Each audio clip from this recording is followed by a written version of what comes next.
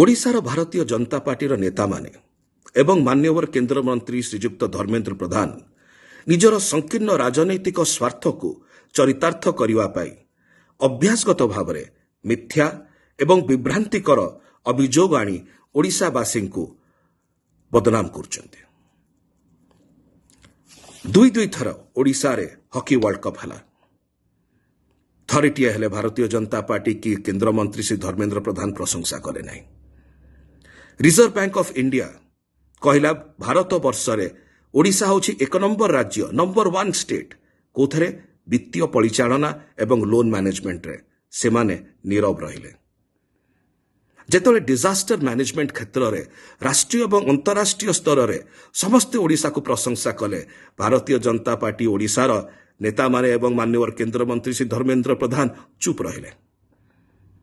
ଯେତେବେଳେ ଓଡ଼ିଶା ଏହି ପ୍ରକାର ରୂପାନ୍ତରୀକରଣ କରି ଚାଲିଛି, ସେତେବେଳେ ଅନେକ ପ୍ରଶଂସା ଆସୁଛି, କିନ୍ତୁ ଓଡ଼ିଶାର ଭାରତୀୟ ଜନତା ପାର୍ଟିର ନେତାମାନେ ଏବଂ ମାନ୍ୟବର କେନ୍ଦ୍ରମନ୍ତ୍ରୀ ଶ୍ରୀ ଧର୍ମେନ୍ଦ୍ର ପ୍ରଧାନ ଚୁପ୍ ରହୁଛନ୍ତି। କାହିଁକି?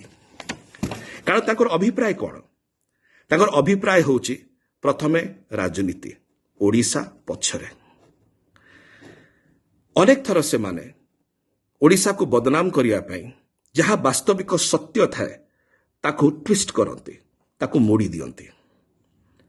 ଯେତେବେଳେ ସାରା ଓଡ଼ିଶା ଆଜି ବହୁତ ଗର୍ବ ଅନୁଭବ କରୁଛି ଯେ ଓଡ଼ିଶାରେ ବହୁତ ଭଲ କାମ ହେଉଛି, ସେତେବେଳେ ସେମାନେ ବିବ୍ରତ ହୋଇ ପଡ଼ୁଛନ୍ତି ଏବଂ ମାନ୍ୟବର ଶ୍ରୀ ପ୍ରଧାନ ନିଜର ରାଜନୈତିକ ସ୍ୱାର୍ଥ ସିଦ୍ଧି ପାଇଁ, ସଂକୀର୍ଣ୍ଣ ରାଜନୈତିକ ସ୍ୱାର୍ଥ ସିଦ୍ଧି ପାଇଁ ଓଡ଼ିଶାକୁ ବଦନାମ କରୁଛନ୍ତି।